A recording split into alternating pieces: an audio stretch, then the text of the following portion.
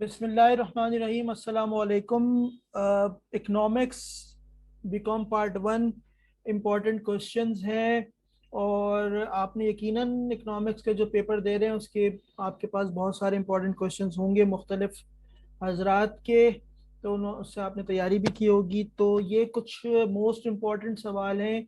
ये frequency wise most important questions हैं। ये वो क्वेश्चंस हैं जो बहुत ज़्यादा रिपीट होते हैं। तो अगर आप इनको भी देख लें तो इंशाल्लाह आपका पेपर बहुत बेहतरीन हो जाएगा। सबसे पहले अगर हम माइक्रो इकोनॉमिक्स की बात करें तो यूटिलिटी वाला हमारा चैप्टर है जिसमें law of diminishing marginal utility, characteristics of indifference curve, consumers equilibrium, price affect, income affect, substitution affect, ये पूरा एक आपका सेट है। तो ये है law of diminishing marginal utility है, कानून तकलील मुख्तता मफादा और खतूत अदम तरजीह से, और असर कीमत है, असर आमदनी है और असर इस्तबदाल। तो इसको थोड़ा सा उर्दू में जो है वो भी आपको बता दें।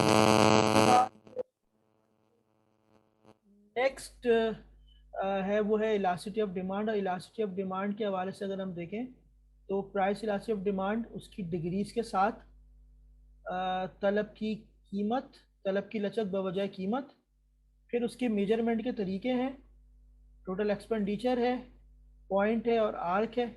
पॉइंट नुक्ती होता है, आर्क कौसी होता है। फिर इनकम और क्रॉस इलास्टिसिटी ऑफ डिमांड आपकी जो है वो है। तो ये इसमें इसके जो है इलास्टिसिटी ऑफ डिमांड के इंपॉर्टेंट है।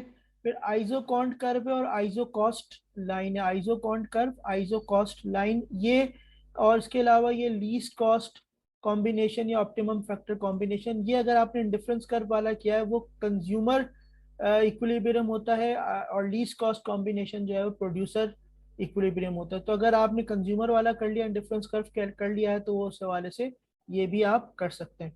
अगर कैरेक्टरिस्टिक्स आप देख रहे हैं डिफरेंस कर्व की, तो आइजोकॉन्ट की कैरेक्टरिस्टिक्स तकरीबन वही है। तो कोशिश करें कि आइजोकॉन्ट की कैरेक्टरिस्टिक्स भी देख लें, आइजोकॉन्ट की कैरेक्टरिस्टिक्स भी देख लें।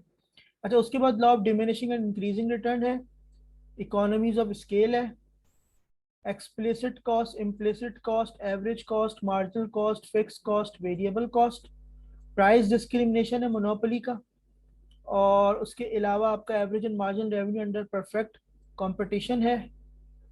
और उसके अलावा माइक्रो एंड मैक्रो। मैंने इसमें क्या किया है, मैंने इसमें मार्केट वाला टॉपिक जो है वो मैंने इसमें इग्नोर कर दिया, क्योंकि मार्केट वाले टॉपिक के अलावा भी आपके आराम से यहाँ से दो क्वेश्चंस बन सकते हैं। कोशिश ये करें कि एक शॉर्ट नोट्स उठा लें और एक जो है आपने ऊपर से कोई एक क्वेश्चन जो है वो लेना। जिस तरह आपके दो क्वेश्चन है, तो मार्केट मैंने स्किप कर दिया। मार्केट में मैंने सिर्फ एवरेज एंड मार्जिन रेवेन्यू ले लिया है, और मार्केट में मैंने ये कॉस्ट वाला जो इम्पैक्ट है ये ले लिया है। अगर फिर भी आप देखना चाहें तो परफेक्ट कंपटीशन शॉर्ट रन में देख लें, परफेक्ट कंपटीशन शॉर्ट रन में देख लीजिए। तो ये उसके अलावा माइक्रो एंड मैक्रो का डिफरेंस है, क्योंकि अब टाइम कम होता है तो कम टाइम में आप इसको इन चीज़ों को अगर देख लें तो आपको आप आराम से अपना सेक्शन ए निकाल सकते हैं। उसके बाद अगर हम मैक्रो पर आ जाएं सेक्शन बी पे, तो नेशनल इनकम है हमारे पास, उसकी डेफिनेशन है, उसके कंसेप्ट हैं, और उसके अलावा तीन उसके मेथड्स हैं मेजरमेंट के, उसकी इंपॉर्टेंस है। इन्वेस्टमेंट है, उसकी डेफिनेशन है, सरमायाकारी, उसके टाइप्स हैं, ऑटोनोमस और इंड्यूस इन्वेस्टमेंट।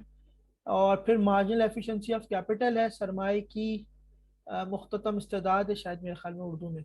फिर कंजम्पशन और कंजम्पशन फंक्शन का डिफरेंस है, और केन्स का साइकोलॉजिकल लॉ ऑफ कंजम्पशन है। ये सारे इनके आपस में लिंक हैं इन चीज़ों के। फिर वो फैक्टर्स जो आपकी प्रोपेंसिटी टू कंज्यूम को डिटरमाइन करते हैं, वो फैक्टर्स जो आपकी प्रोपेंसिटी टू कंज्यूम को निकालते हैं, वो आपने डिस्कस करना है। इसी तरह से फिर सेविंग है, और एपीसी एमपीसी है। सेविंग के हवाले से फिर एपीएस एमपीएस है। और फिर आपका एक सवाल पूछा था उसने कि why the values of MPC and MPS are less than one. इसका आंसर ये है क्यों एक वन से छोटी होती है, क्योंकि इन दोनों को मिलाकर आपका आंसर इक्वल टू वन होता है। ये आपकी कंजम्पशन का रेशियो होता है, परसेंटेज होती है सेविंग की होती है, तो इस वजह से ये दोनों वन से ज़्यादा नहीं हो सकती। फॉर एग्जांपल आपकी कंजम्पशन 75% है और ये 25% है, यानी एमपीसी 0.75 है, एमपीएस 0.25 है, तो दोनों वन से हमेशा छोटे ही होंगे।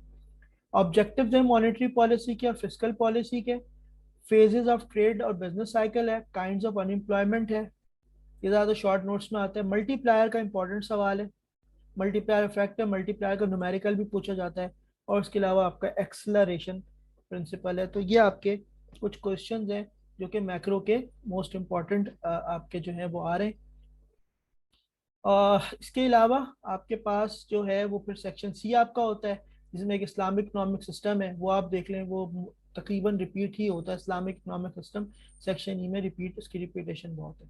तो ये क्वेश्चन देख लीजिए। अब आखिरी आपके पास आज का दिन है और कल का दिन है, 2 दिन है। तो जो आप अपने क्वेश्चंस कर रहे हैं जो आपके पास मौजूद हैं, उसके अलावा ये क्वेश्चन ज़रूर अच्छे कर लीजिए, माइक्रो और मैक्रो दोनों के। बहुत बहुत शुक्रिया, अल्लाह हाफिज़।